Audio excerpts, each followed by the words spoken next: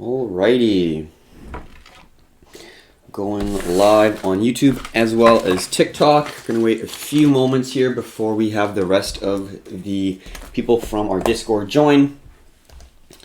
Today's crypto market is going to be a little bit longer one, but got a lot of news stories that are pretty relevant. Going to talk about correlations more, also just talking about BTC halving real quick and what happened with Bitcoin Cash's halving, because that happened recently, and then we'll discuss how the halving affected it, but then more focused what happened to the miners when the halving actually occurred, because that's what is going to affect the price at the end of the day, is decisions made by people who are involved in this space. All right, I'm gonna get a little bit of coffee here.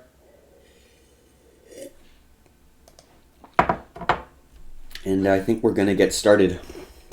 Let's get a recorder.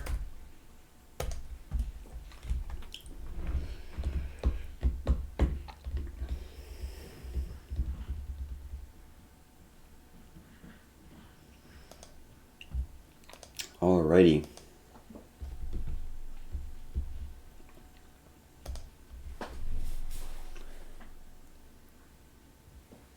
Hello traders, to another crypto market update. We've got a jam-packed video here for today. We're going to talk about the halving of Bitcoin Cash, what happened post-halving, and then what we could actually extrapolate out of that in terms of the information we gained, and then how we could potentially project that information and view BTC after the halving, and what kind of that means for our trade plan and our outlook and our bias for the upcoming month of May here, because that's when the halving is set to be actually taking place. So, like always, we'll get right into it here. First things first, let's talk about BCH, which is Bitcoin Cash post-halving. 2-hour blocks hash rate hit, so we can talk about it right now. Not even a day has passed since Bitcoin Cash halving hit, and already the hash rate has taken a hit and block generation slowed significantly. Many predicted that at least some miners would abandon Bitcoin Cash and move to more profitable coins like Bitcoin after the rewards were halved from 12.5 to 6.25 Bitcoin Cash. But as hash rate rise and fall each day, the data for BCH is open to interpretation. So basically, when the actual halving occurred, the amount of revenue that these miners could generate basically got cut in half, because the amount of the rewards that are going to be distributed to the miners every 10 minutes is going to be basically cut in half. So then the revenue for all these miners is basically going to get cut by 50%. So then they're going to look for other assets to mine with their mining rigs. So then instead of getting half of the revenue for Bitcoin Cash, they could go and mine Bitcoin and get what you could, say is a more rewarding mining opportunity, because the BTC halving has yet to occur. It's about 1 month away. So they have a month time where they could get more reward mining Bitcoin compared to Bitcoin Cash. And we saw that huge leap of miners go from Bitcoin Cash to Bitcoin, thus really significantly decreasing the hash rate, because with less miners on the network trying to mine for the same amount of reward, there's going to be less competitiveness and less competition for that same amount of reward, reducing the hash rate. And hash rate is the difficulty.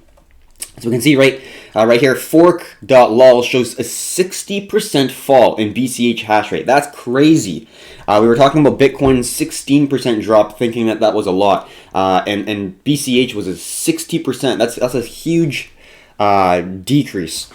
So in a report published April 1st, Arcane Research said that there was a real risk the hash rate would have along with the cryptocurrency, anticipating volatile days coming in the halving and in the immediate aftermath. And that's kind of what we're looking for in BTC as well. We aren't expecting a massive bullish move after the halving. We're actually expecting a dump, because the rewards, the revenue for these miners are going to get cut in half. And we already know through our production cost indicator that a lot of these miners who are not very efficient are already losing money. They're already basically mining BTC the same amount as it costs, or actually less. So they're either break even or they're losing money. And with the revenues cut in half, obviously many of the inefficient miners are unsustainable.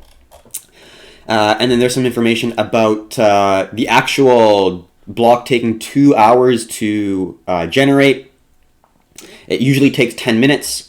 So that was definitely a long time to actually produce a block. And then we can see this is some more kind of speculation of what could happen for BTC, bears and bulls for Bitcoin Cash after the halving.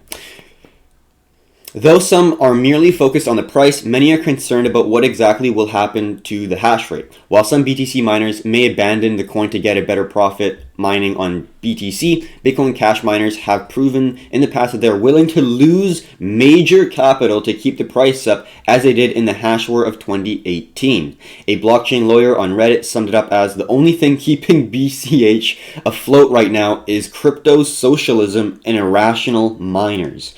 So yeah, definitely not looking great for BCH, and it's not like it sets it up perfectly because Bitcoin is obviously the most well-known network with the most miners, the most reliable network, I guess you could say, and they won't really have this problem, in my opinion, in terms of people leaving to mine another cryptocurrency, because Bitcoin is the end-all be-all king of the crypto market, as of so far. So I don't think we'll see that, but I do think that the drop in the reward will create a significant problem for a lot of these miners who are barely able to make ends meet paying for their expenses, if not losing a little bit of money digging into their BTC treasuries. So let's dive into the actual halving for BTC. We have 33 days. This is estimated 16 hours and 18 minutes. It's estimated that it's going to be on May 13th of 2020. It could change a little bit. It's not going to be an exact date. It is a number of blocks that are mined, and we can see there's 210,000 blocks that are mined for the halving to take place. So we can see, let's just read a little bit about it. What is a block halving event? As a part of Bitcoin's coin issuance, miners are rewarded a certain amount of Bitcoins whenever a block is produced, approximately every 10 minutes. When Bitcoin first started, 50 Bitcoins per block were given as a reward to miners. After 210,000 blocks are mined around every 4 years, the block rewards halve to keep the halving until the block reward per block becomes zero, approximately by the year 2140. So there's going to be a time where there's no new Bitcoin coming onto the market, and that would mean that there's no more supply getting introduced from the miners into the market, thus pushing the price down, right? Right now, miner capitulation is just an increased amount of supply due to the inefficiency of miners. But if there's a point in around 2140 where there is no more new Bitcoin coming into the market, the only supply that is going to get introduced into the market is going to be individuals selling due to speculation or thoughts about, the potential of the price going down, but there's going to be no new Bitcoin getting introduced. So it's extremely deflationary, which means as long as the demand continues or remains the same, the price will go up because the supply is fixed at that point. As of now, the block reward is 12.5 coins per block, and it will decrease to 6.25 coins per block post-halving. Remember, every block 210,000 blocks are mined for the halving, and we're seeing 12.5 coins mined per block, and then now we're going to 6.25. So yeah, cut in half every 4 years. Now, why is this? Bitcoin was designed as a deflationary currency.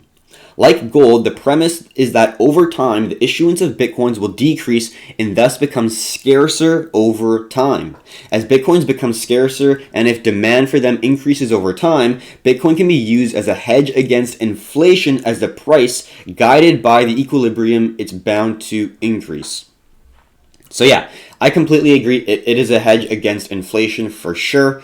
Right now, I don't think that it is a safe haven asset like many do believe as of yet. I think that the US dollar is still strong enough for people to deem it as a safe haven asset, and it will take a lot of aggressive action from the central banks to kind of overreact to the current economic situation we're having, and then kind of changing the bias and the thought process of the US dollar, thinking from a safe haven more to an inflationary asset due to the overreaction from the Fed. But as of now, well, we don't really see inflation yet. CPI numbers are actually negative, meaning there's actually deflation going on in the market. Let's continue reading. On the flip side, fiat currencies like the US dollar inflate over time as its monetary supply increases, leading a decrease to purchasing power. This is known as monetary debasement by inflation. 100% look at the value and the worth of the US dollar back in 1912, or really even any decade before now, and it's gotten less and less and less and less value over time. Whereas if you look at Bitcoin, it is the polar opposite. It is gaining, you can buy more goods and services with Bitcoin over time. If you had $100 and you kept that $100 from, let's say, 50 years ago, that $100 is going to be worth a lot less now. But if you bought Bitcoin, let's say 5 years ago with that $100, obviously you'd be doing very well compared to that same amount of money just held in US dollars. So there's definitely a need for this type of technology, especially with the central banks printing so much money right now. Predictable money supply. Oops, let's just go back here. Since we know that Bitcoin's issuance over time, people can rely on program control supply. You cannot have this for any central bank. They can print as much money as they want. There's no limit to the amount of money that they can print. They can debase the currency until it is completely worthless. And in previous economic cycles, looking at, for example, Germany, in between World War I and World War II, or even Rome, like hundreds and hundreds of years back, we can see that on almost every single economy, if there is a small group of individuals controlling the money supply, they will debase the currency because it is very powerful. You have unlimited power when you have the ability to print money on demand with a snap of a finger. You can create value, what seemingly looks like value, at the beginning, but over time, the amount of circulation supply is going to be so significant that the purchasing power of whatever you're using as a currency will go slowly down. And then the people that are using the currency are going to get affected very negatively. If people are savers, they're the ones who are going to get hit the hardest because they have their US dollars or whatever they have as currency in their bank account underneath their mattress. And, if the number of circulating supply increases by 4, 5, 10, the value decreases substantially. You can buy less with the amount you have. Very, very bad for savers. Let's continue here. Who controls the issuance of Bitcoin, right? And the Fed, it is the central bank, right? That they control interest rates and the amount of money in circulation, the monetary supply. We have no say as citizens. We have zero, right? So who controls Bitcoin? The network itself controls the issuance of Bitcoin, derived by consensus through all Bitcoin participants. Oh, wow. You don't hear that coming from the government. The government's, we got this, you don't worry about it. This is too confusing for simple citizens to understand. You just go be good workers, good consumers, and spend that money, get in debt, and we'll take care of everything. Don't worry, don't look underneath the covers. And just don't look around because we have everything covered. That's what they want you to believe, in my opinion. They don't want people sniffing around. They think that they have all the power, and they want citizens to just go to their job, be good citizens by consuming as much as they can, and keep that economic gear turning. But yeah, Bitcoin's very opposite. There is going to be a strict algorithmic code that is going to be the issuance of Bitcoin. You don't have to trust a human being, right? Human beings can make difficult choices and wrong choices.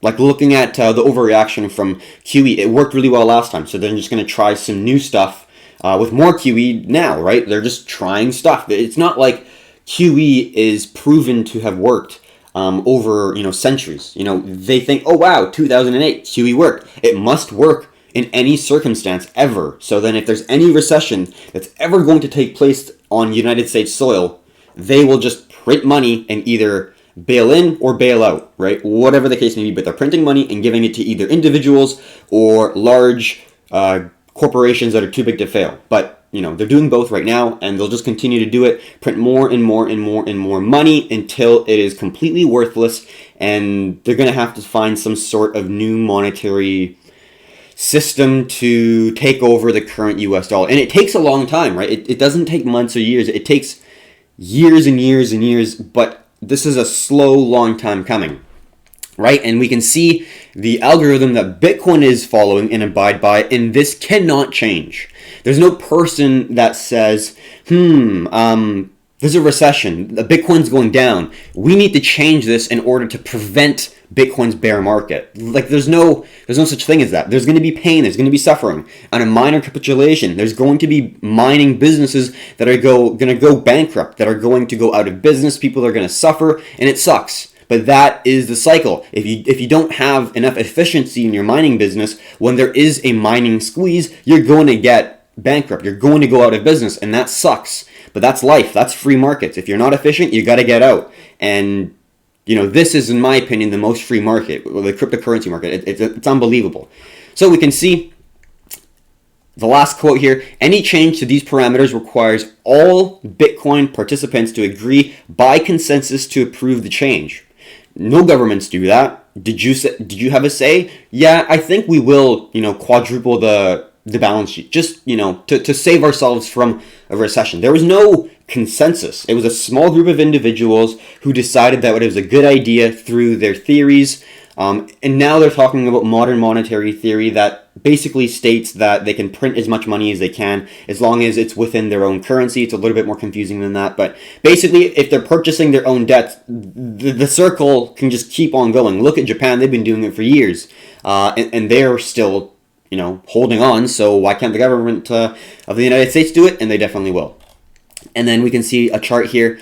Might not be able to see it too clearly, but we see the first halving there, and then we see the second halving right there. Maybe you can't see it too clearly, but we talk about the previous halvings pretty often. But yeah, very interesting article that we have here, just talking about the comparison of Bitcoin, how it's actually being a deflationary asset over time, and what a different monetary system could look like, where there is a fixed algorithmic code that is in place that is not controlled by human emotion, by greed, by fear, by irrational thinking. It is just an algorithm that does its job from start to finish without any thoughts, different people coming into power to have different opinions and thoughts. It's just a simple criteria that it follows. And in my opinion, that's phenomenal, because you don't have human emotions interacting with the monetary system that Bitcoin is, which in my opinion is a really, really good way to go about creating a more stable source of money that is true money. Like gold is true money, right? It's God's money, because it takes energy to mine it. You can't just print more gold, and BTC is the people's money, right? Robert Kiyosaki, guy who was the author of Rich Dad Poor Dad, said that, and I completely agree. Now we're going to talk about the correlations, because right now we're actually seeing a pretty high correlation with stocks and Bitcoin, which I know sounds very odd, because we always try to compare Bitcoin to some sort of anti-fiat that would be in the same basket as gold and silver, because gold and silver are precious metals that are going to be safe havens if the currency market fails. And a lot of people did bundle BTC and cryptos into that, and I do as well. But right now, we're not seeing a huge positive correlation between gold and BTC, really. And we'll talk about correlations right now. So this was before 2020. Right, this was, we can see, so this was since 2010, and I don't exactly know when so this was in 2018. So this was basically from 2010, when BTC was created by Satoshi Nakamoto, until around 2018, before 2020. So this was kind of like the run-up to. And let's just zoom in here. We can see before 2020, before this whole recession, COVID-19 stuff happened, Bitcoin's not very correlated with the US stock market at all. It is almost no correlation. We see that the correlation, this is the It might not say it right here. So this is the Pearson's coefficient of correlation. So the 1 would be a direct correlation. The U.S. stock market is directly correlated with the U.S. stock market, right? And the emerging stock market is 0.8, which is pretty highly correlated. 1 to 1 is the highest, 0 is zero correlation, and then if it's negative, it's negatively correlated, meaning that, for example, in Bitcoin bonds correlation, if Bitcoin goes up, bonds actually theoretically should go down, and if bonds go up, Bitcoins theoretically should go down, because the correlation is negative. But we can see that there's no real correlation between emerging markets, U.S. stock markets, developing markets, bonds. There's a tiny bit of negative correlation, not really. Real estate, not really. Commodities, not really. So Bitcoin's in a world of its own, but within recent times, we're actually seeing a lot more correlation than we kind of like. And we talked about this within the Discord. Let's just find it right here. It's in Bitcoin markets, and there was actually an article that we went over recently that went over the correlations just within kind of the recent months here, where we had the COVID-19 crisis in the stock market, and then BTC took a nosedive as well. And it is coming up here. Might not find it soon enough here. Yeah, I think we'll wait till another one. I think it was a little bit further back. But basically, we're looking for correlations between other assets in the market and crypto. And this is another one. This date's actually from 2015.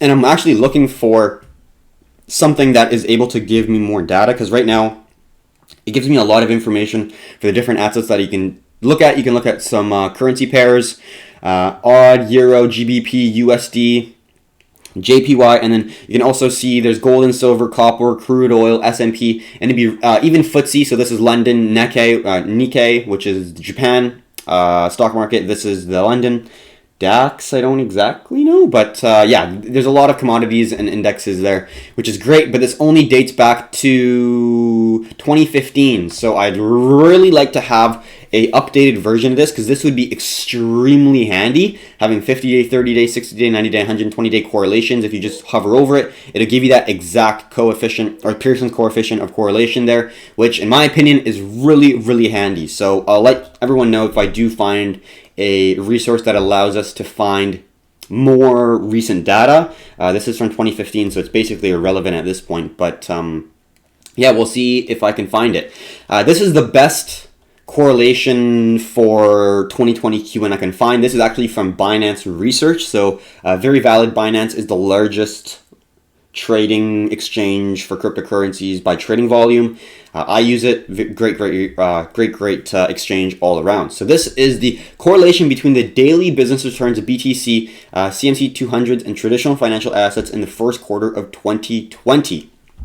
So just talking about this before diving into the charts. Regarding correlations, BTC displayed a moderately positive correlation with U.S. equity indices, coefficients of 0.57 with the S&P and 0.64 with the Russell 2000. So it's out of 1. So that's pretty well correlated, right? And this was before the whole COVID crisis in the stock market and BTC. So with the S&P being 0.57 and the Russell 2000 being 0.64, that's pretty correlated. And in my opinion, that's not really good right now. And the VIX, which is the volatility index, is pretty well negatively correlated, 0.47, which makes sense.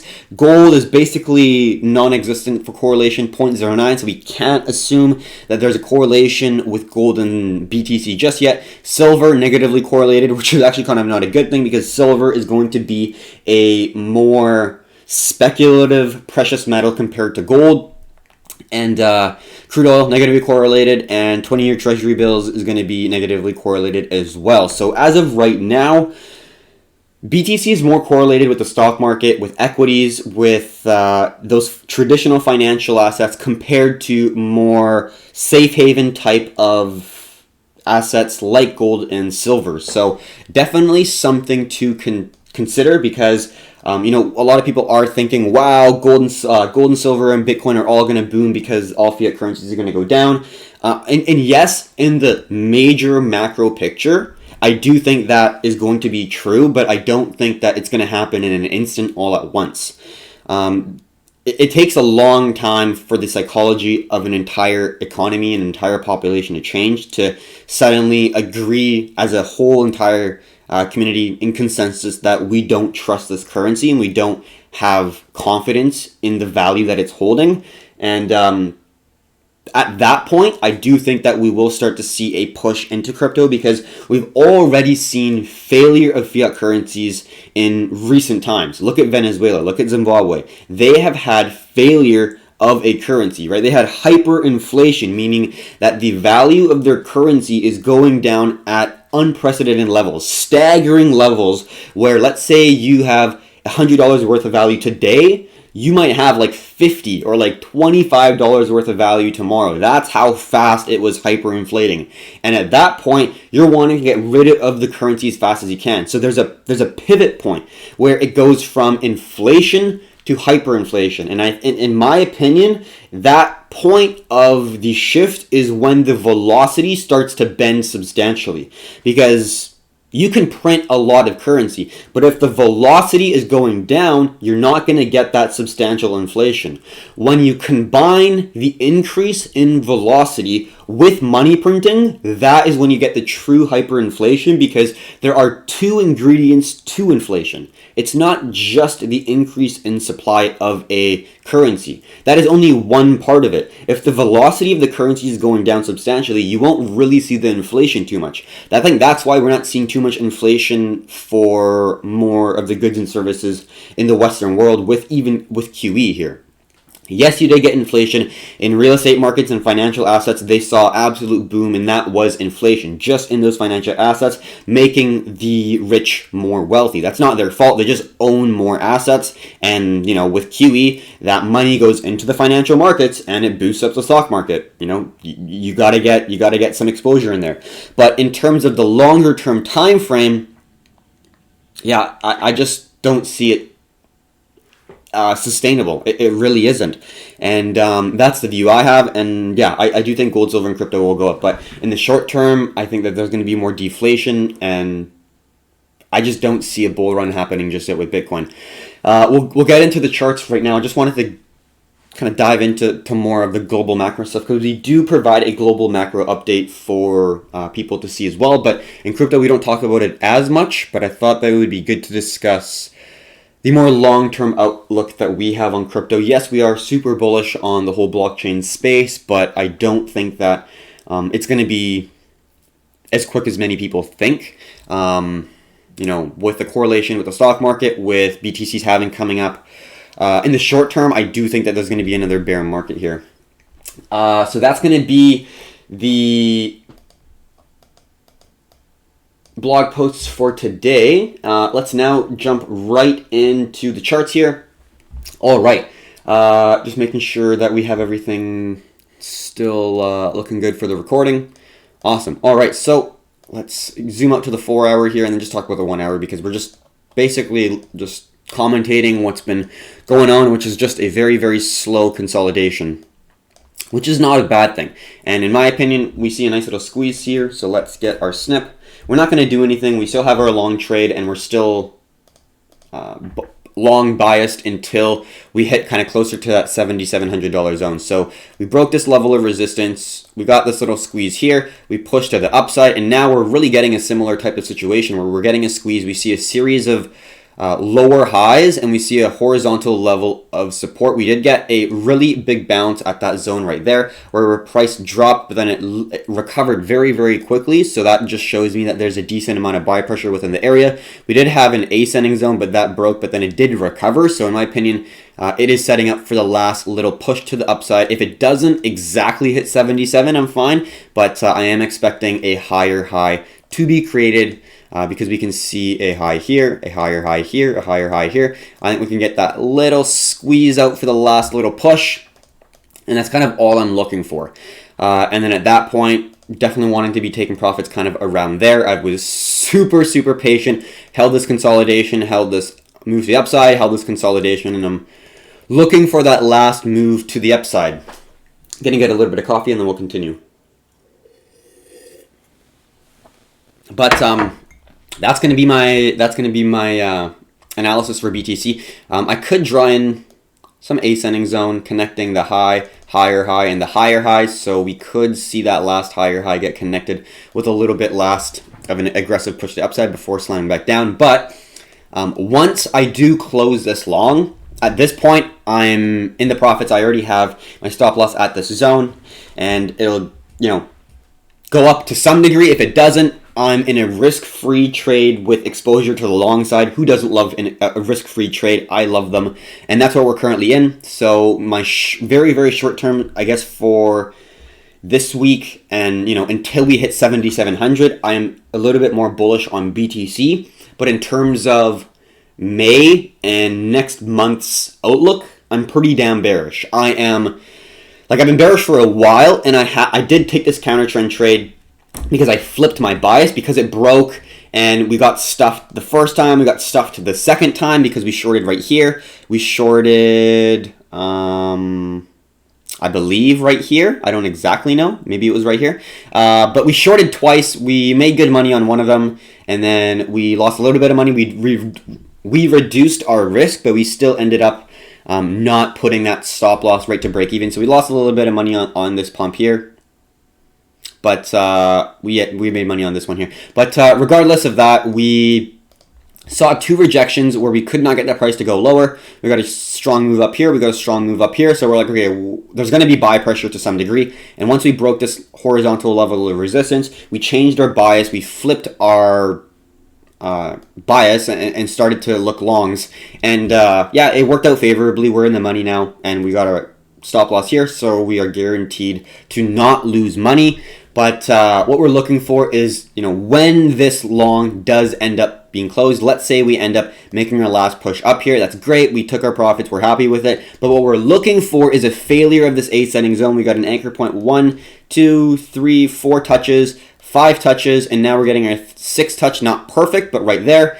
And what we're going to be looking for a short is a failure of this ascending zone. So we got an ascending zone. We're looking for a horizontal zone to create our level of confluence. Once we see the price go below our level of confluence, we're looking for a pullback either at the horizontal zone or to the ascending zone. Either way, we want to stop loss above both zones because the price could wick up to that zone. But we want to see not just one rejection, but 2 rejections before we look to enter, because it could just be a small pause before continuing to the upside. So we want to make sure that there is validation within a key level of resistance before looking to short. But that's going to be the opportunity that we have in play. We already talked about the different options that we have for BTC. And if you've been following us for a while, we are very we're very consistent in how we approach the market. We have a system that we can replicate over and over and over and over and over and over again on, a similar type of market structure. And that's how you gain an edge, is you just do the same thing over and over. You avoid everything that is not within your wheelhouse or your edge, and you take what you have, basically. And if you don't see something that is not within your wheelhouse, within your edge, you don't trade. Very, very simple as that. It makes it a lot more easy when if you don't know what's going on, you just don't enter. Very simple. If you know what's going on, if you have an edge, if you've done it 1,000 times before, well, then you have an edge because you've traded it. You have experience trading that. Over a series of trades, you're able to capture some profits there. So this is the 1 hour. We've already entered our trade, so there's not much more to do. We enter right here. And then now we see a descending zone connected lower highs. We see a low, a higher low, and a higher low. We could draw an ascending zone creating a symmetrical triangle. But at the end of the day, I'm going to give it a little bit more space and say that we're holding a previous resistance, which is now holding as a new level of support just above the $7,000 mark. So in theory, I guess we're holding a descending triangle a little bit, but for me, it's more of just a consolidation, and I'm waiting for that last leg up, breaking the market structure high of around 7,400, potentially hitting 76, 77. I'd be really happy with that. Then this trade would be a great success, and then we just look for the failure next to the downside, because this was a counter trend trade in our view. All right. Also, we're looking at Bitcoin for the people on TikTok. That's going to be basically the analysis for Bitcoin. Let's quickly look at the supply and demand of Bitcoin. So let's try to get this not on the 4 hour, on the daily here. There we go. All right. So this is going to be the margin trades that are open on Bitfinex for longs, which is this green or blue, and the shorts that are red, which obviously makes sense. So we saw no real amount of buy pressure at all, slowly making less lower lows, but it's super aggressive here. This is when we had that massive sell-off, and then when we started slowly seeing the price recover from around 4K upwards, we started seeing a consolidation, seeing less aggressive lows, and then once we saw the break above the around $6,800 zone, we saw this strong push to the upside. This is kind of where I entered as well because I saw the consolidation form, right? So it's pretty easy to understand. This is a major sell-off, and then you see a consolidation, and then you see the confidence from the buyers come back in. Major sell-off, I saw this as some sort of consolidation. I saw it as a little bit more of a descending wedge. Obviously, this isn't price action, but I kind of saw it like this, and once we saw a break in the $6,800 zone, we saw a wave of fresh buyers enter the market, and that's why I was kind of looking long, and then the sellers at that exact same time are just consolidating. They're probably waiting for that sell-off to come in, which in my opinion I am as well, but I don't have any shorts on. I'm patiently waiting until I have more validation. But right now, the shorts are just going sideways and not really putting on any positions. But in my view, this is a squeeze, and in time we will see most likely the shorts get another wave because this is our first wave consolidation. I think we're going to get another wave when we do get that second push to the downside that BTC is potentially going to have. Obviously, we can't 100% guarantee anything, but we've been speculating that the bottom is not in, or at least the bottom will get tested again if the 4K zone-ish is going to be the bottom. But from where we currently are right now, plus $7,000 to $4,000, obviously that's a substantial move that we are going to be looking for a trade. But yeah, that's going to be the overall analysis for BTC. Not really going to go on the weekly or anything because we've already talked about basically kind of the outlook that we're going to have within the smaller time frames. We do these every weekday, so you'll definitely get notice before we even look to enter short. There's a lot of things that need to happen before we even look to short. In my opinion, we still got a little bit last toothpaste push, squeezing the last little juice out of the lemon up here to around 76, 77, and then we'll potentially finally get a failure here. But that's going to be my view of the market for Bitcoin. To be completely honest, I could have played this long opportunity better to the upside. I really could have. I only entered BTC because of my larger long-term bias still being short, and I did skip out on some really good opportunities. I talked about Link yesterday. You could watch it in a YouTube video, and I literally said this looks like a pretty good opportunity, but because I'm already making money on BTC, and I am making money on BTC, which is not a problem, I could have made way more money trading Link, but that's okay. I was waiting for the move to the downside, and I still am. I still am.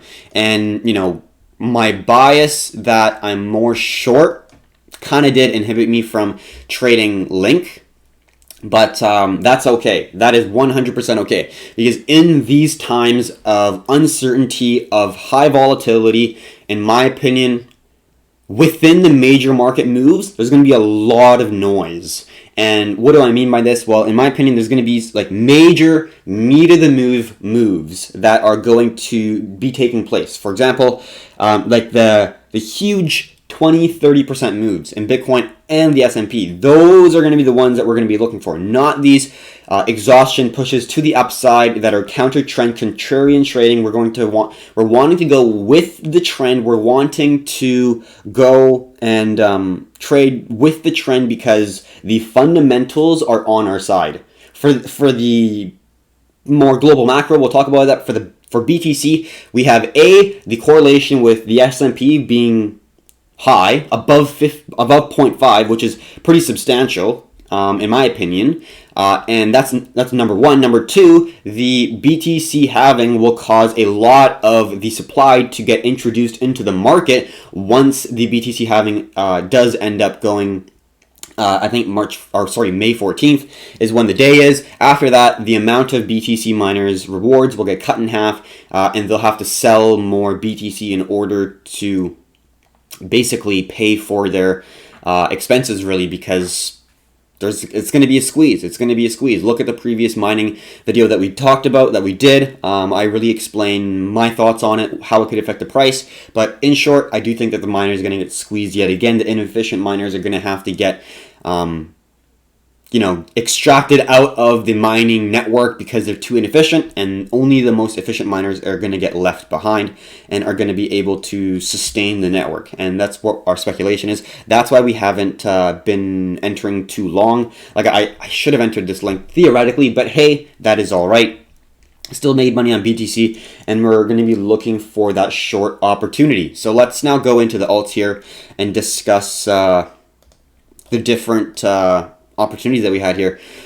So this is that trade that we had. We talked about this within the last video. This was looking at the 4-hour key level of resistance at 260, broke. We formed a solid level of resistance with a series of higher lows. This is a key level of an ascending triangle. We broke on the 1 hour to the upside, validated the previous resistance as a new level of support, and really blasted off. We saw that there was a lot more buy pressure than sell pressure, showing volume accumulation. And VSA checked out, market structure checked out, price action checked out. It all looked really great. Broke a major structural 260 zone, and it was holding higher lows, really bullish all around, super happy with the outlook. But I just did not enter because, mainly because I'm just not convinced that this is the bull run. We're at the high of, in my opinion, the exhaustion phase. And I had no risk on the table entering this trade, or sorry, keeping this trade on. I have zero risk on the table on Bitcoin.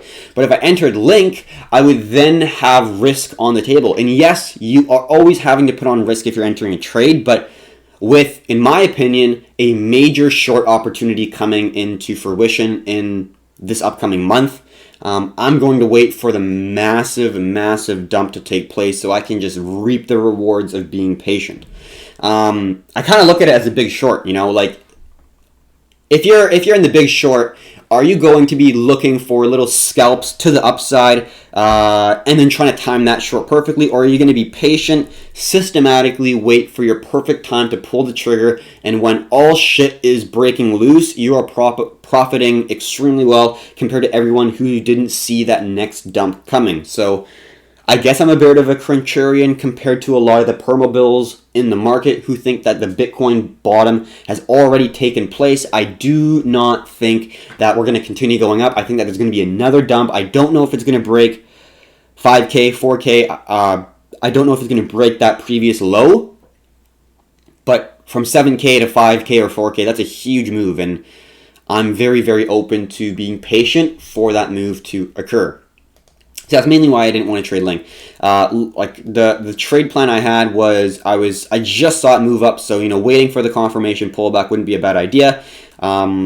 Also, waiting for the 1 hour candle to close to show that confirmation is present from the bulls isn't a bad idea either. So let's say you entered at the completion of the 1 hour push to the upside. Stop loss would just be below the previous low. And then if you're looking for a risk reward of 2 to 1, that would be a 2 to 1 risk reward right around there. So then if you're looking at that next key level of supply that I drew in around $3.50, you're looking at a risk reward of maybe 2.8, 2.7, which in my opinion is a pretty damn good risk reward parameter. So that was a great trade that played out that we were not in. I can't say that we were in it because I wasn't, but that's okay. You're not going to get every single trade that you see, especially in a 24-hour market. But that was one that I definitely should have seen. I was up at it was in the early afternoon or kind of before morning, and kind of kicking myself, but that's okay.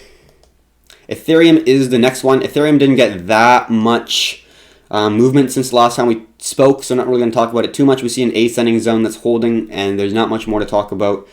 I think there's another level of confluence right around there. So that's going to be another minor level for support, but yeah, we don't see much failure to the downside, so we're not going to be looking for any shorts just yet. We do see this descending zone creating a level of confluence with our previous resistance, as we can see around 180. So it's consolidating below that zone right now. If we do see Bitcoin's last little push up, we could see it actually hit right at our 180 confluence zone, which in my opinion would be a pretty good area to be looking for shorts, as long as we see a nice zone where you're getting a lot of sell pressure. Maybe you see an ascending zone on a smaller time time frame like this, and then you see a failure here, that could be your failure entry. And then once you see confirmation breaking the more major zone, then you could add your full position. But right now, Ethereum doesn't look like something that we'd be looking to enter just yet. So a lot needs to happen before we get interested. All right, XRP, similar with yesterday, we see an ascending wedge here, still looking for shorts in the market. We see it poke out, kind of have that final move to the upside, blow off top as we call it, and now we are seeing the price hold a key level of resistance and some higher lows. And then jumping onto the 1 hour, we do see it's a pretty well respected consolidation here, and it's just a matter of, for us, looking for a short when it breaks down below our first resistance right here, which is probably a good area to potentially look for a feeler trade, which might be like 10 to 20, 30% of the actual position we wanted to enter. So then you get less risk when you're entering here because of the stop loss moving down. And then once you actually break the major level of support for this ascending zone, that in my opinion is the highest level of confirmation that you're going to have for a short opportunity on XRP. So that's going to be the way that we're going to have we're going to be trading XRP. You're not going to be looking for longs because of the bias that we have within the market. You know, we've been talking about this for days and days or weeks even. So, you know, we're consistent with our message basically. BNB, same thing. We could get a little pop off top here, but let's just look at the 1 hour. Looks pretty good in my opinion. This is a nice little triangle that we're forming like so.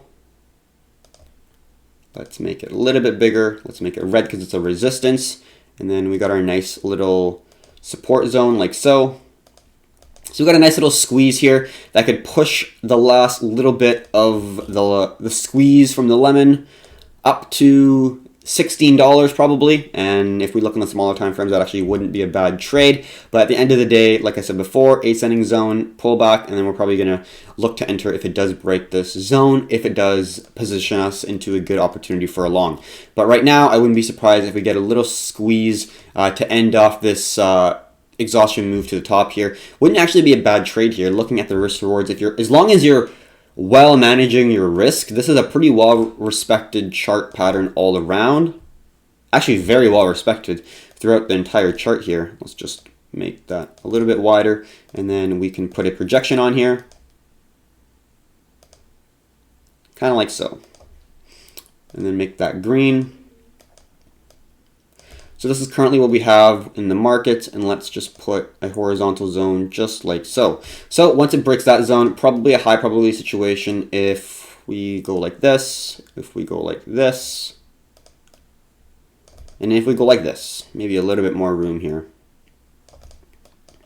So what are we looking for this last little push to the upside, last little squeeze of the market? So we saw a descending zone, descending zone, descending zone right here. And once that breaks, that's our first confirmation of the break in the symmetrical triangle.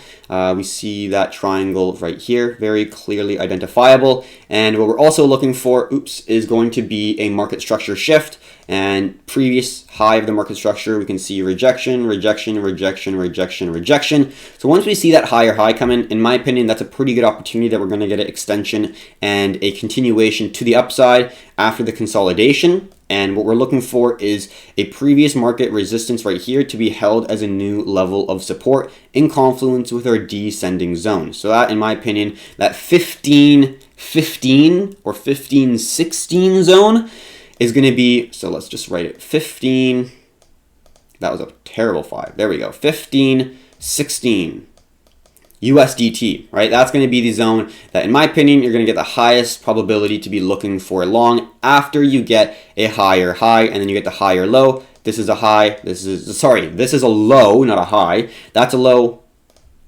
this is a low, higher low, higher low, higher low, higher low coming in right here before the last impulse push, getting us a quick little scalp trade, day trade that we'd be looking for BNB. So in my opinion, that's going to be the opportunity of the day for the day trade here. Because I'm already in Bitcoin, I'm not really looking to get too much exposure.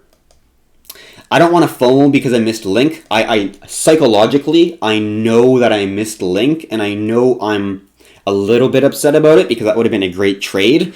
And when you are not upset, but when you understand that you missed a trade that you think that you should have taken, you'll automatically want to take another trade to make up for those lost profits.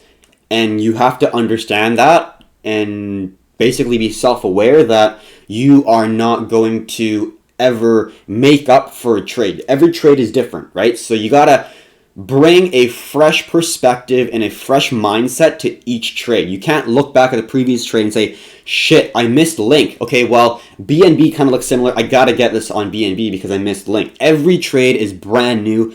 Every trade has no correlation with the previous trade that you took, right? Other than your own psychology. So you gotta completely wipe your mindset, I guess, clean and start from fresh. So yeah, in my opinion, this not thinking about Link, not thinking about any other trade, in my opinion, is still a high probability situation that could occur. And we got pretty good risk reward parameters here. If you're limiting risk to maybe 1.7, you got a risk reward of over 3. In my opinion, a risk reward over 3 is a great risk reward parameter, and that's mainly what you're wanting to be looking for, in my opinion, for this trade on BNB. I'm not entering yet, but we'll see how it goes. I do think that that last little push could come from BTC. EOS is going to be the last one. We're just at a key level of resistance, so not really looking for any trades. Basically, I'm sure you understand exactly what we're looking for. Just like every other pattern, for a short, we're looking for a failure of both a horizontal and ascending zone before we look to enter short.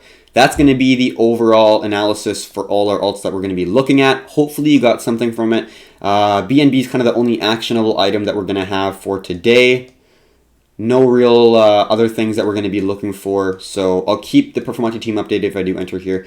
But yeah, definitely going to be still cautious. Don't want to be aggressive or anything. And still wanting to have that short come into play. So then we're early in that downtrend. So that's going to be the crypto market update. I really hope you enjoyed it. I will answer all the questions provided on the TikTok and YouTube. Don't really have any questions on YouTube, but I will go over all the questions that people have asked. So thank you very much for watching this crypto market update. And until next time, have a good one.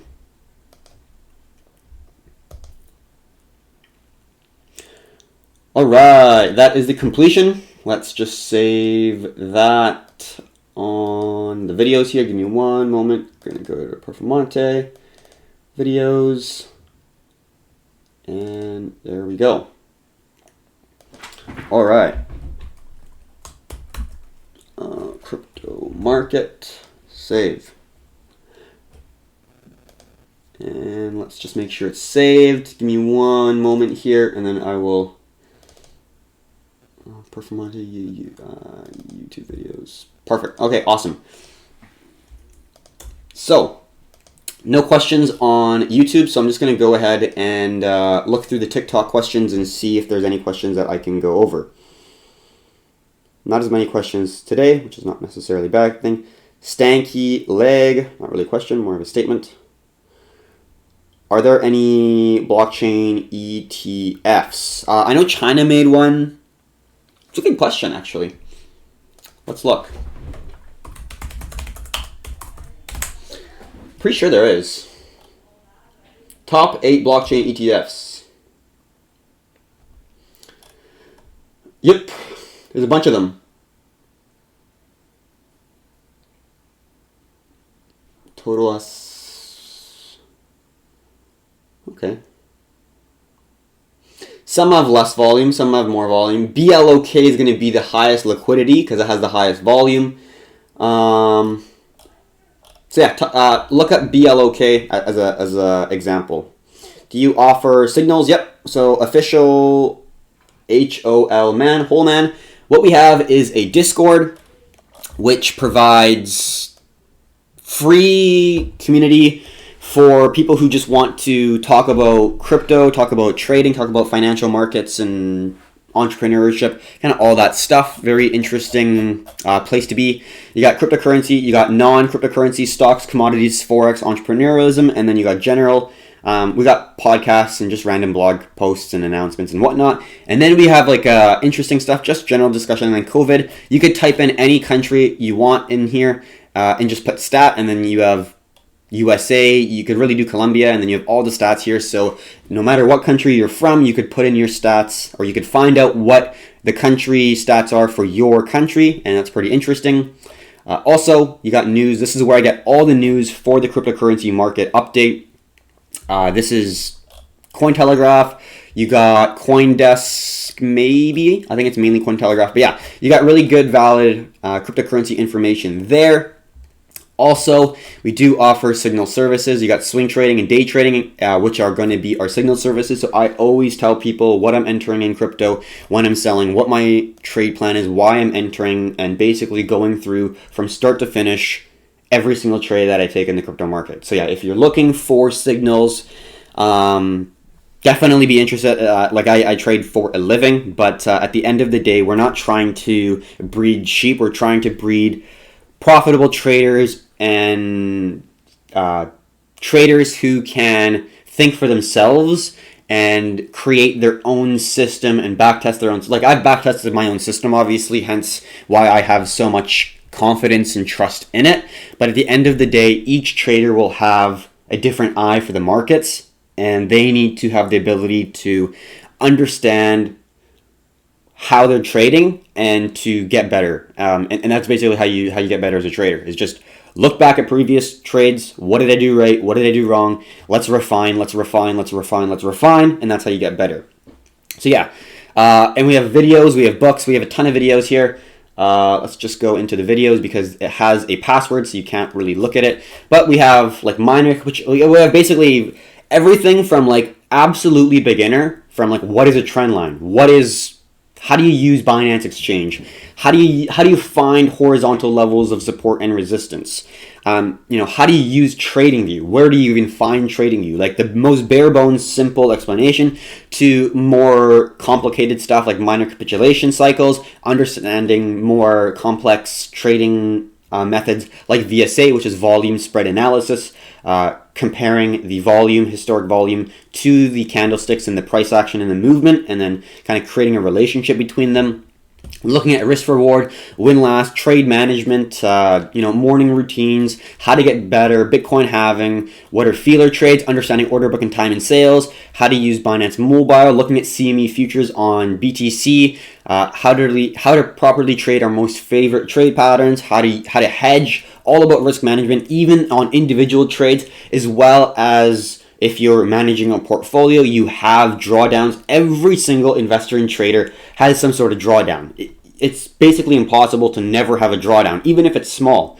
So then you have to understand what your drawdown is and how to manage it and how to dig yourself out of it when you are in a drawdown. It's not easy, but there are some ways that you can build back confidence to allow yourself to get out of really any drawdown, as long as you're managing risk, right? If you're risking 10-20% of your entire portfolio on each trade, 3-4 losses and you're down 50%. And simple percentages, if you go down 50%, you got to make 100% to get back to where you started off. And you're digging yourself, deeper and deeper, the more percentage that you lose. So understanding that it's an uphill battle if you're risking a lot of money per trade, and also understanding how to help yourself when you are feeling down in blue.